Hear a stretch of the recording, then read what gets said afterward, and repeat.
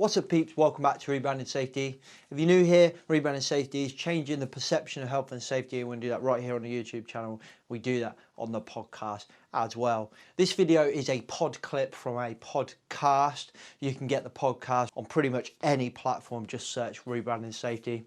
Rebranding Safety is sponsored by Paradigm Human Performance HSE subscription service, the perfect solution for those of you in small, medium-sized enterprise that feel like you're just spinning loads of plates all the time. Without further ado, let's get into today's pod clip. I'm telling you now, we're kindred spirits, Anna. 100%. I'm exactly the same. I really struggle with research papers, but give me a good storyteller. I'm sitting there and listening to you all day. I've just read a book that Adam Johns, the legend. I just start calling him Adam the Legend Johns, I think. No. He sent me this book to Iceberg is Melting by John Cotter.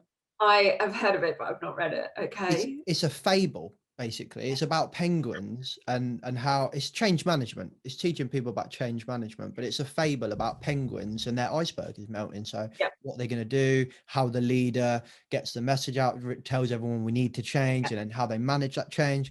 And I probably read that like that. Like, it was just such a good book. There was little funny bits in it. It was a story. But then at the end of the book, he ties in all his, like, John Cotter's got 8 steps of change management.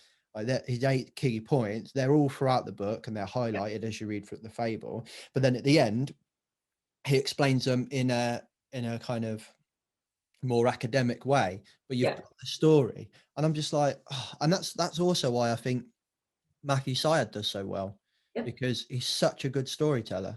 And like his book Rebel Ideas, I bang on about it all the time. Everyone talks about black box thinking. I think the book we need to be talking about is Rebel Ideas.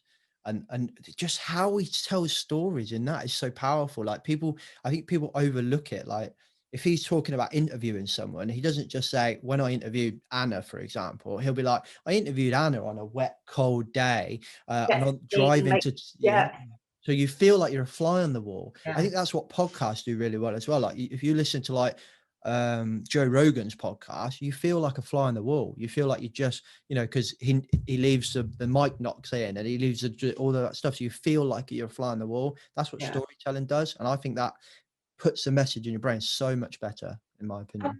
I did a thing on storytelling recently, and I love telling stories, but they're usually other people's stories that I'm telling. So I spend all day, every day, talking to people in this profession, whether it's coaching them or just having a, good old, rant. But actually, that's what I love, is acquiring other people's stories and then telling them, because to me, that's how I learn. That's how I get a message. And this is the whole diversity of thought. I work in a very small team in frameworks, but we are all very different. So Kendall is an academic. Her favorite term is evidence-based.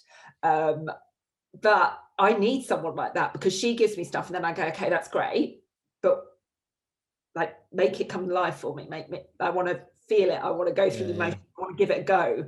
And I think that's that opportunity to experiment with some of this stuff is exciting. That's where the so exciting.